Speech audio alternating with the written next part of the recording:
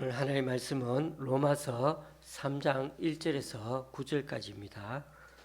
로마서 3장 1절에서 9절까지입니다.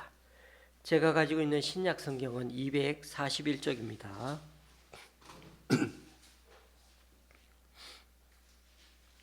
로마서 3장 1절에서 9절까지입니다. 교도 가실 때 마지막 절은 같이 읽도록 하고요. 제가 먼저 읽습니다. 그런즉 유대인의 나음이 무엇이며 할례의 유익이 무엇이냐? 범세 많으니 우선은 그들이 하나님의 말씀을 맡았음이니라. 어떤 자들이 믿지 아니하였으면 어찌하리요? 그 믿지 아니함이 하나님의 믿으심을 피하겠느냐? 그럴 수 없느니라. 사람은 다 거짓되되 오직 하나님은 참되시다 할지어다. 기록된 바 주께서 주의 말씀에 의롭다함을 얻으시고 판단받으실 때 이기려 하심이라 한과 같으니라. 그러나 우리 불의가 하나님의 의를 드러나게 하면 무슨 말라리요?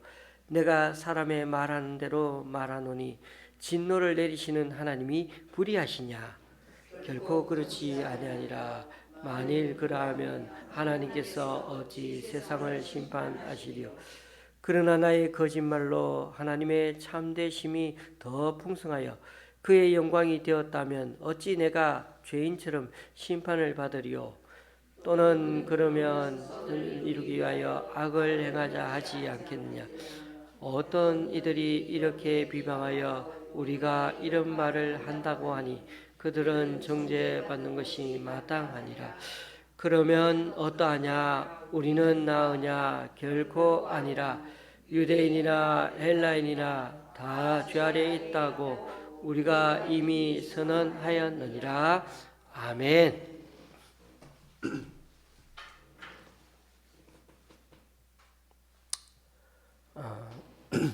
로마서는 그리 쉬운 성경이 아닙니다. 제가 3년 전에 이미 이 로마서 말씀을 함께 다시 말씀을 전했었지만은 저도 다시 과거 3년 전에 설교한 내용들을 읽어보고 있는 중입니다. 로마서를 읽을 때 핵심은 이 편지를 받는 사람들이 어떤 사람이고 또 어떤 상황에 처해 있는가, 그것을 아는 것이 참 중요합니다. 그런 점에서 로마서에서 전하고 싶어하는 사도 바울의 복음은 사복음서에서 전하고 있는 그 복음과는 그 배경에 있어서 차이가 있습니다. 다른 복음을 전했다는 것이 아니라 그 배경에 있어서 차이가 있다는 것입니다. 사복음서는 이스라엘 본토에 있는 사람들에게 전하는 복음이었다면 로마서에서는 이스라엘 본토에서 아주 멀리 떨어져 있는 로마에 사는 그리스도인들에게 복음을 전해주려고 하고 있다는 것입니다. 이스라엘에 있는 이스라엘 본토에 사는 사람들에게는 대부분이 유대인이고 소수가 이방인입니다. 그러나 여기 로마에서는 대부분이 이방인이고 소수가 유대인들입니다. 그 말은 로마 교회에 편지를 보낼 때는 소수의 유대인들뿐만 아니라 다수의 이방인들도 지금 이 편지를 읽고 있음을 알고 이 두 부류의 사람들 모두를 향해서 편지를 써야 한다는 것입니다. 안 그러면 사도 바울은 둘 중에 한쪽 편을 들면서 편지를 쓰게 되면 그 사람 쪽만 편드는 꼴이 되겠죠. 바울은 이러한 면을 잘 고려하여 로마서를 통해 복음의 진정한 의미들을 다시금 전해주려고 노력하고 있는 것입니다. 우리가 주일에 살펴본 말씀을 제가 다시 한번 1장 13절에서 16절까지 말씀을 읽어봅니다.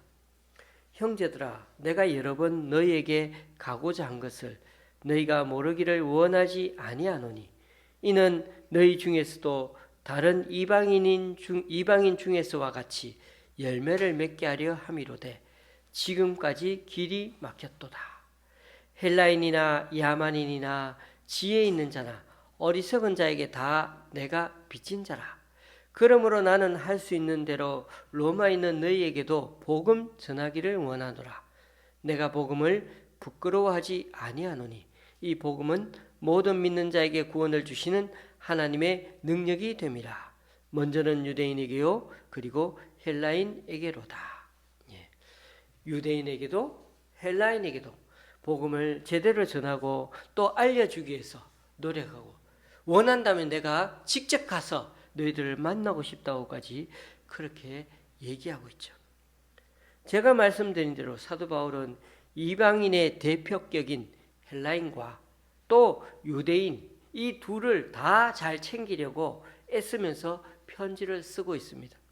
이 두 부류의 사람들에게 어떻게 보면 빚쟁이 채무자가 되어서 복음을 전하고 싶어 한다는 것이죠. 그 정도로 간절하게 복음을 전하고 있고, 또 심지어 자신을 가리켜서 예수님의 노예라고까지 늘 소개하고 있었던 것입니다.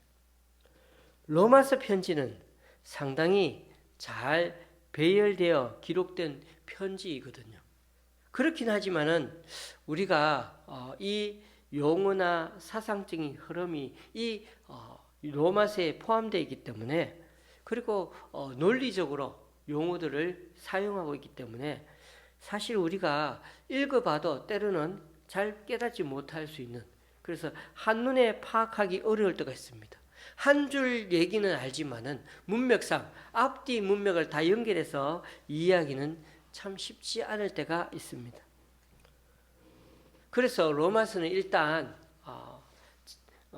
8장까지 잘 이해하면 그 다음 9장부터 16장까지는 그나마 앞부분보다는 좀 쉽게 이해할 수가 있습니다.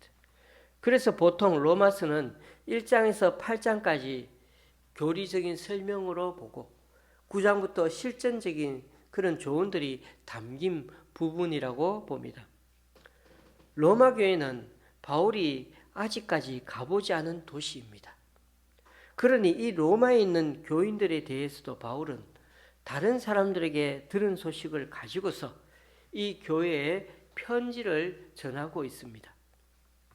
그래서 로마서를 읽다 보면 가끔 조심스럽게 이 사도 바울이 표현하는 표현들이 나옵니다. 막 이렇게 세게 나갈 때도 있지만은, 그러나 그것이 유대인들에게 세게 나가지만은 때로는 이 많은 다수를 차지하고 있는 이방인들에게까지 세게 나가고 있는 것은 아닌 것을 보게 됩니다. 사도 바울 서신을 여러 서신서들이 있지 않습니까? 이 13권의 서신서들을 읽어보면 바울은 냉정할 정도로 항상 이 서신들이 확신의 참말들을 많이 그렇게 바울 서신에 기록해 놓고 말들을 합니다. 그래서 당시 기독 교계의 영적 어른인 베드로조차도 이 사도 바울을 대할 때는 베드로조차도 어려워했습니다. 그만큼 사도 바울은 확신에 차 있는 메시지, 복음을 전할 때가 많았기 때문이죠. 그런 바울이 처음 인사를 나누는 이 로마 교회 교인들인지라, 그리고 여기에 소속되어 있는 이방인들이 많은지라 바울은 나름대로 이방인 그리스도인들에게 아주 논리적으로 설득하는 그런 말들을 사용하고, 왜냐하면 그 로마의 사람들은 상당히 배운 사람들이고 헬라 철학에 강한 사람들이어서 여러 가지 지적인 면들이 있는 사람들이기 때문에 어쨌든 사도 바울은 복음을 전하되 바울식의 복음을 설명하려고 애쓰고 있습니다. 제가 왜 이렇게 바울식 복음이라고 말씀드리는가 하면, 사복음서와는 다르게 사도 바울은 예수님을 직접 만난 것은 사실 다메섹, 즉 다마스쿠스로 가다가 만난 것 외에는 없죠. 그렇지만은 이 예수님의 제자들 사람들은 항상 예수님을 만나고 들었고 하다 보니 예수님의 언행, 또 예수님의 말씀들을 얼마나 직접 들은 게 얼마나 많습니까?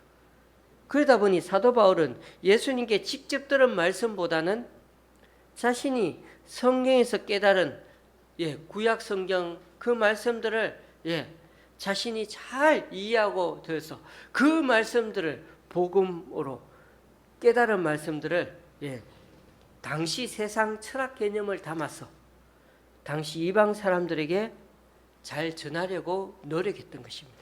그것이 바로 바울식 복음 전하는 방법이었던 것입니다.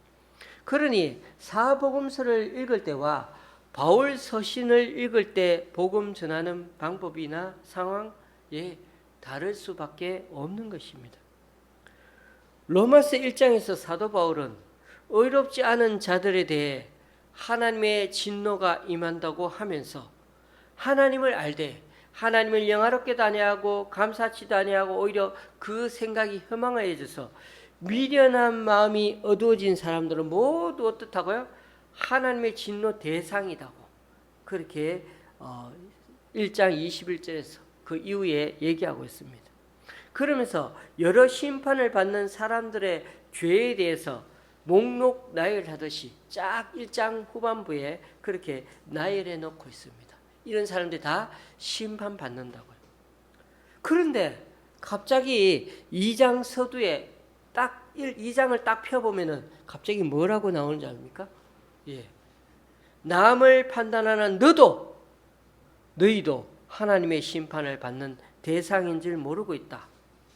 갑자기 대상의 편지가 2인칭에 너희들 복수로 누구를 가리키고 얘기하죠. 너희들은 잘 모르고 있다고 강하게 몰아붙이는 그런 편지 내용이 나옵니다. 2장 17절에 보면은 그들이 누군지 나옵니다. 유대인이라 불리는 네가 율법을 의지한 채로 하나님을 자랑하고 있다고 말합니다. 유대인들이었죠. 그러니 2장 전체는 유대인으로서 예수 믿는 사람들에게 말하고 있는 것입니다. 너희들이 예수는 잘 믿는다고 그러면서도 여전히 율법적인 그 유대주의식 그 신앙 태도는 버리지 않고 있는데 그거 버리지 않으면 너가 그 율법 때문에 너희들도 똑같이 심판을 받게 될 거야 라고 그 무서운 말씀을 하고 있는 것입니다. 그러니 이 정도 얘기하면 사도 바울이 유대교를 믿다가 회심한 유대인들이 여전히 복음에 대해서 제대로 이해하지 못하고서 자꾸만 거기 있는 이방 그리스도인을 이게 오히려 거꾸로 얘기하죠. 자꾸만 자기 율법주의를 강조해 이거 지키지 않으면 너가 구원 못 받아 라고 그렇게 하면서 당시 헬라인 그리스도인들을 오히려 거꾸로 유대교적인 율법적인 신앙인으로 예수님 믿게 만들려고 했다는 것을 우리는 이 말씀들을 통해서 눈치챌 수가 있습니다.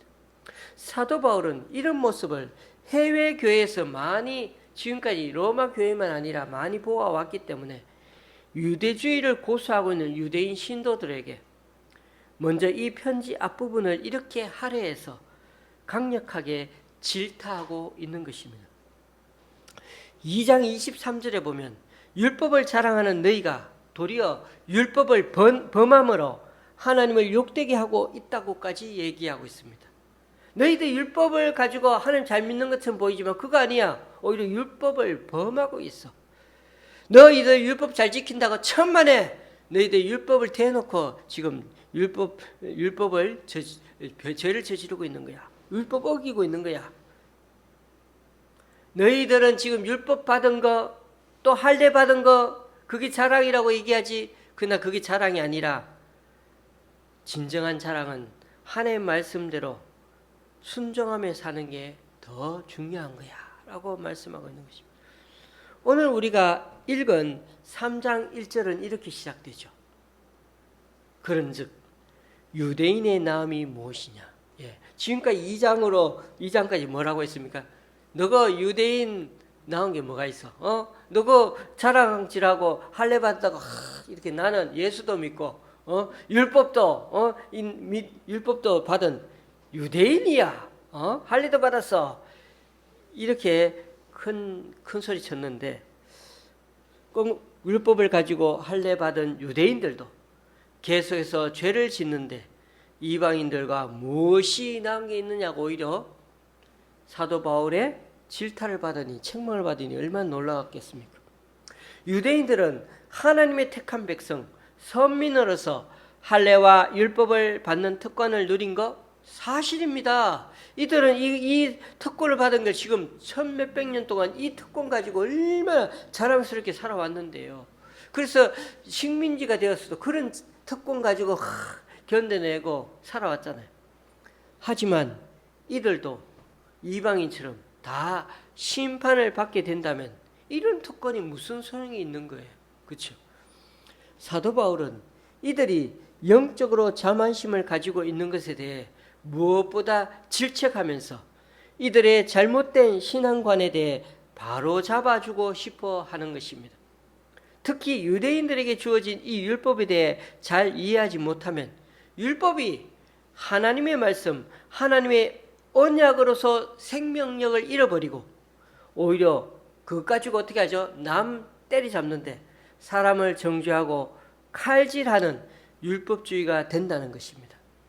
내가 지금까지 해온 신앙이 진짜 기준이고 너희들 지금 이거 안 맞는 거야, 잘못된 거야 라고 그렇게 말한다는 것입니다. 여러분 조심하십시오.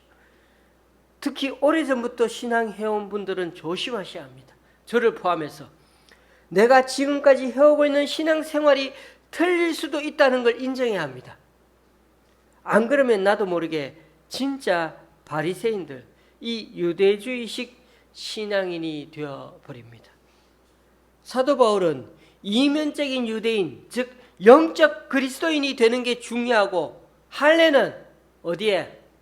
마음에 해야 한다고 강조하지 않았습니까?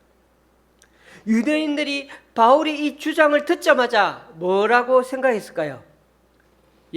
금방 1절 얘기한 것처럼 그렇다면 유대인이 아무것도 아니란 말이야? 할례가 아무 유익이 없단 말이야? 그럼 이거 우리 뭐 믿었던 거야? 이렇게 나온다는 거죠. 그렇습니다. 이 편지를 읽는 유대인들을 생각하면서 바울은 그렇게 유대인들이 되묻을까 생각해서 예상되는 이 질문을 스스로 던지면서 이들에게 또 답을 달아줍니다. 2절이죠. 범사에 많으니 우선은 그들이 하나님의 말씀을 맡았습니다. 너 이거 하나님 말씀 맡은 거, 율법 받은 거, 할례 받은 거 왜 유익이 많지? 왜 없어? 많다는 거예요. 없다는 게 아니에요. 율법을 가진 것과 선민이라는 것이 결코 아무 유익이 없는 게 아니라는 겁니다. 하나님의 말씀을 맡았다는 것, 단순히 가지고 있다는 게 아니고요. 말씀을 실천하고 다른 사람들에게 가르치고 깨닫게 하고 전파하는 그 책임을 너희들에게 있다는 것입니다. 그 자부심 너희들에게 있다는 겁니다. 하나님의 언약 백성으로 부른 것은 너희들만 복받고 너희들만 잘 먹고 잘 살아가는 것이 아니라 하나님의 백성답게 너희들이 그 말씀을 받은 거 언약 말씀대로 백성답게 살아갈 때 의미가 있다는 것입니다. 율법을 받고 그냥 제대로 그냥 놔두고 사는 거 그게 아니라는 것이에요.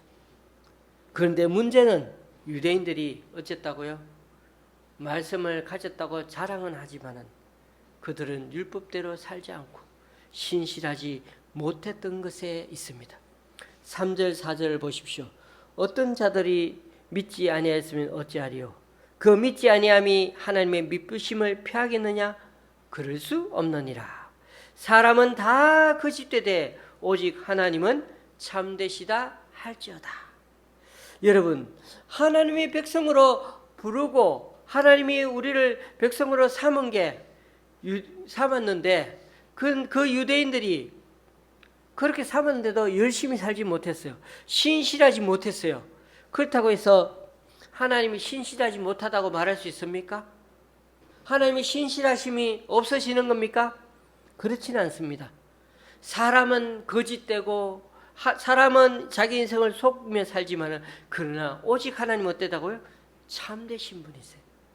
아무리 하나님 백성으로 부름받았는데도 여전히 하나님을 불신한다면 가나안에는 들어가 보지 못하고 광야에서 끝나는 인생이 되어버리지 않겠습니까? 그러면 하나님의 신실하심이 다 여기서 실패로 끝나고 다 그 모든 것이 하나님이 약속하시고 하나님의 그 계획이 다 허무해지는 것입니까? 아닙니다.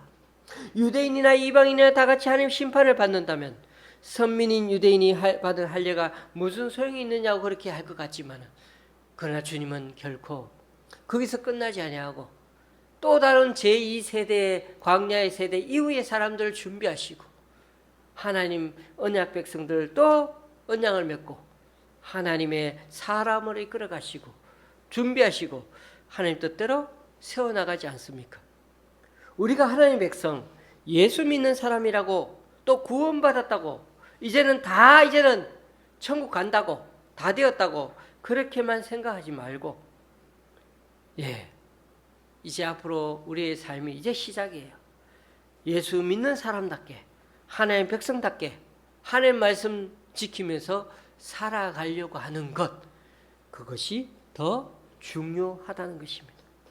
그런 점에서 여기 율법에 대해 한 가지 중요한 깨달음이 필요합니다. 율법은 크게 두 가지 기능이 있습니다. 두 가지 기능. 그 첫 번째 기능은 죄를 깨닫는 기능입니다. 유대인들은 율법을 가진 것에 대해 자랑했지만은 정작 그 율법대로 살지는 못했습니다. 하나님이 시내산에서 주신 그 율법 왜 주셨습니까? 하나님 백성에게 주신 거죠. 이방 사람들에게는 주시지 않았죠. 하나님의 백성에게 주신 삶의 원리로 살고 살라고요. 백성답게 살라고 주신 말씀이고 율법이었습니다. 그냥 옷 장식품 배지 달고 사는 것처럼 내가 이게 예수쟁이야 하고 달고 살라는 것이 아니고, 구원받았던 세례정서 같은 것이 아니라 백성답게 살아가려고 하시는 하나님의 가이드요, 안내서요, 삶의 원리였던 것입니다. 그러니 남들에게 자랑하고 사는 것이 아니라 그 말씀을 지키며 그 말씀을 계속해서 묵상하면서 어떻게 살 건지, 이 세상에서 어떻게 하나님 백성들에게 살아갈 건지를 늘 고민하게 살라고 하는 것입니다. 그러니 율법을 가진 것이 오히려 이럴 때 불행한 것처럼 보입니다. 왜요? 율법대로 지키지 않으면 오히려 그 율법이 잣대가 되어서 기준이 되어서 내가 죄인이란 게 너무나 잘 드러나 보이는 것입니다. 율법 앞에 서면 우리는 자꾸만 온전하지 않은 나의 모습을 보면서 말씀 가운데 나 자신을 비추어 보잖아요. 스스로는 우리 자신을 구원할 수 없는 죄인이라는 것을 더 잘 깨닫게 되는 것입니다. 율법을 지키려고 할수록 우리는 율법을 읽으면 읽을수록 하나님의 말씀을 들을수록 모든 사람은 죄의 영향력에서 벗어날 수 없구나. 그리스도로 말미암지 않고는, 내가 하나님의 의를 덧입지 않고는 내 힘으로는 절대로 하나님의 말씀을 제대로 지킬 수도 없고 내가 하나님 백성답게 살아갈 수가 없구나. 이것이 바로, 그래서 아무도 하나님의 심판을 피할 수 없구나. 우리 모두는 죄인이고 나를 처절히 깨닫게 되는 것이 바로 이 율법을 통해서라는 것입니다. 그래서 우리가 3장 20절 이렇게 돼 있죠. 그러므로 율법의 행위로 그의 앞에 의롭다 하심을 얻을 육체가 없나니 율법으로는 죄를 깨달음이니라. 그렇습니다, 교우님들. 우리가 하나님의 말씀을 묵상하고 하나님의 말씀을 다 가까이 가면서록 우리 깨닫는 것은 하나님을 더 친근히 둬야 되고, 하나님 말씀 없이는, 하나님을 사모하지 않고는 내가 이 세상에 살아갈 수 없구나를 더 절실히 깨닫게 된 것이 우리가 하나님의 말씀을 묵상하는 이유인 것입니다. 그런데 이스라엘 백성들, 바리새인들은 하나님의 말씀을 연구하면 연구할수록 어떻게 됐죠? 자기의가 강해지고 자기는 잘 지키는데 남들은 지키지 못한다고 그것 가지고 잣대를 사용해서 사람들을 찌르고 또 정죄하는 데 사용했던 것입니다. 그렇습니다, 교우님들. 하나님이 유대인들을 통해 하나의 법을 주신 것은 인간은 모두 죄인이라는 것을 깨달아야 한다는 것입니다. 그게 먼저가 되어야 그곳에 진정한 구원의 서광이 비치는 것입니다. 성경에 기록된 4가지 영적 진리를 가리켜서 우리는 사형리라고 하죠. 그 네 가지 영적 진리 중에 하나가 뭡니까? 바로 모든 사람은 죄를 지었으며 하나님 영광에 이르지 못한다는 것입니다. 인간이 죄인이라는 것을 정말 깨닫지 못한다면 결코 구원의 길로 들어설 수 없는 것은 구원자이신 예수 그리스도에게 우리가 구원해 달라고 손을 내밀어야 하는데 내가 죄인이 아니기 때문에 죄인이라 생각하지 않기 때문에 손을 내밀지 못한다는 것입니다. 그래서 우리는 구원받을 수가 없는 것입니다. 근접에서 사도 바울은 유대인인 너희들도 죄인이란 사실을 철저하게 인정하고 결코 자만하지 말고 율법을 무슨 특혜처럼 여기는 그런 태도를 버리라고 말씀하고 있는 것입니다. 두 번째로 율법의 기능 하나는 바로 하나님의 의를 바라보게 한다는 것입니다. 3장 21절 22절 말씀, 3장 21절 22절 이 두 절 말씀을 우리 다 같이 한번 읽겠습니다. 21절 22절입니다. 이제는 율법 외에 하나님의 한 의가 나타났으니 율법과 선지자들에게 증거를 받은 것이라. 곧 예수 그리스도를 믿음으로 말미암아 모든 믿는 자에게 미치는 하나님의 의인이 차별이 없느니라. 아멘.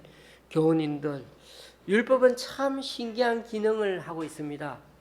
구약에 기록된 그 율법대로 지키면 사람은 의로운 인간이 되어야 맞습니다. 그런데 지키면 지킬수록 사람은 그대로 다 지킬 수 없다는 걸 자꾸만 깨닫게 됩니다. 그 누구도 내가 율법대로 지키고 살 수 있는 인간 하나도 없다는 것을 깨닫는 것이 그 율법의 기능이었기 때문입니다. 인간은 자기 스스로 의로운 존재가 될 수 없기 때문이죠. 반드시 하나님의 은혜를 입지 않으면 안 되는 존재이기 때문이죠. 주님 없이는 살아갈 수 없는 존재이기 때문이죠. 우리는 지금까지 율법이란 말이 많이 나오는 걸 보아왔습니다. 율법과 대조되는 말이 복음이었죠. 그와 더불어 또 다른 용어 하나가 등장했습니다. 오늘 21절 22절에 하나님의 의, 아주 중요한 말이죠. 두 번이 나왔습니다. 의라는 말은 법적 용어입니다. 죄가 없다는 것입니다. 무죄라는 것입니다. 의인이란 말을 쓰죠.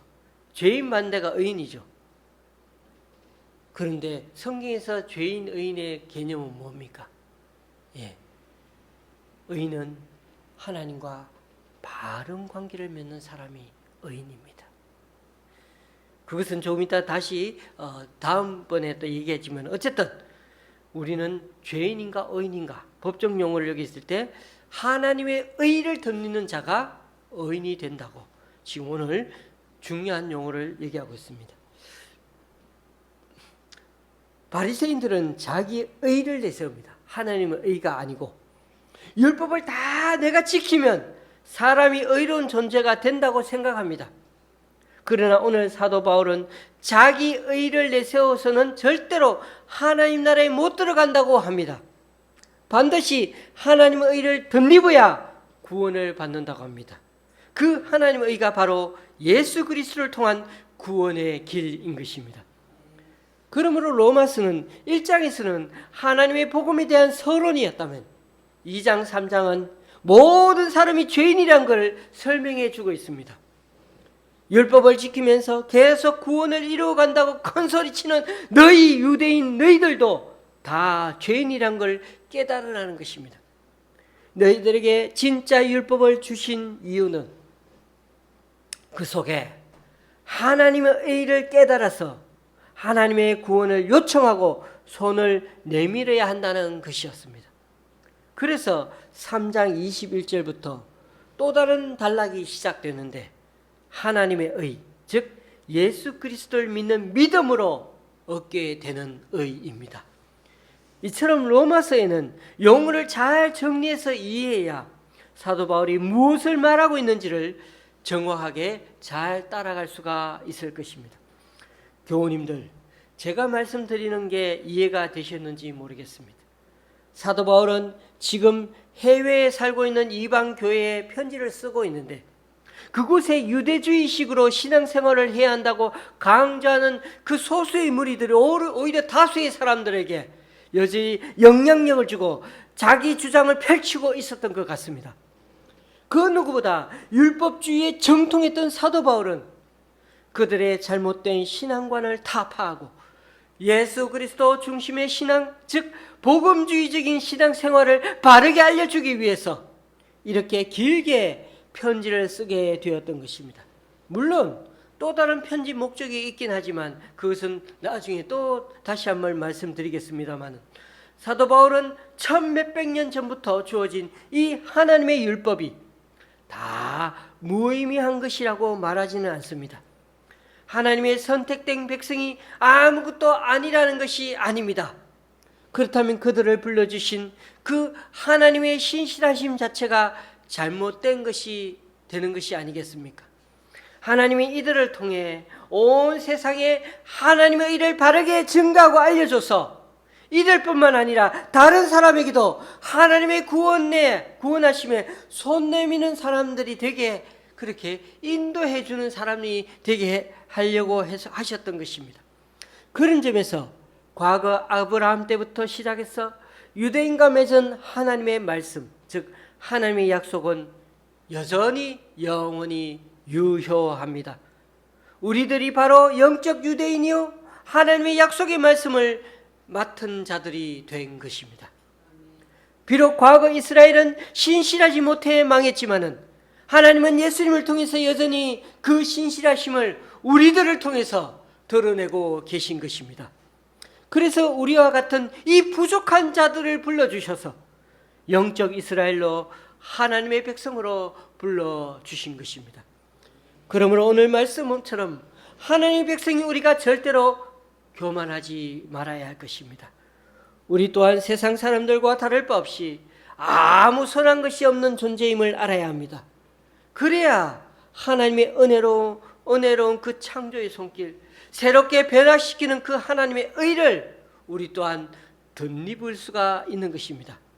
이 깨달음과 이 은혜가 오늘 로마서 말씀을 통해서 깨달았고 또 덧입은 그 귀한 은혜가 남은 3일간의 삶 속에서도 우리들 가운데 뼛속까지 새겨져서 여러 힘든 상황을 만날지라도 쉽게 절망하지 않고 때로 원수까지도 사랑하려고 애씀으로 주님에 대한 그 믿음으로 다시 한번 이겨낼 수 있는 우리 모두가 될 수 있기를 주님의 이름으로 간절히 축원합니다. 기도하시겠습니다. 몸은 멀리 떠나 있지만 여전히 복음을 제대로 전해주고 싶은 그 간절함으로 이렇게 편지를 쓰는 사도 바울의 마음을 다시 한번 생각합니다. 당시 최고의 도시 문명을 자랑하던 로마에서 신앙생활을 하던 그 유대인이나 이방인에게 진정 하나님의 복음이 어떤 것인지를 알려주어서 그 복음의 능력을 이 도시 문명 가운데서도 다시 한번 제대로 깨닫고 살아감으로 세상을 진정 변화시키는 하나님의 백성이 되길 원했던 그 사도 바울의 마음을 오늘 우리도 조금이나마 느낄 수 있기를 원합니다. 무엇보다 하나님이 아니면 아무 가망 없는 우리들 인생임을 이 시간 다시 한번 고백합니다. 앞으로도 주님의 은혜만 의지하며 하루하루 살아가는 우리에게 하여 주옵소서. 특히나 이 시대가 바울 시대보다 더 악하고 더 세속화된 시대이기에 임박한 심판 앞에 선 심정으로 이 말씀을 대하며 살아가게 하여 주옵소서. 무엇보다 그리스도인이라 불리는 네가, 하나님의 자녀라 하는 네가, 세상의 빛과 소금이라 하는 네가 오늘도 이 주님의 음성 앞에 제대로 응답하여 세상 물질 욕망에 우리 영은 다 팔아버리지 않고 주님 백성이 어떤 기쁨과 감사와 또 은혜로 살아가야 하는지를 있는 그대로 다시 한번 이 말씀과 은혜를 경험함으로 말미암아 앞으로 이 땅 삶 속에서도 더욱더 그리스도의 향기로 살아가고 또 그리스도의 향기를 남기며 살아가는 우리들 모두가 될 수 있도록 인도하여 주시옵소서.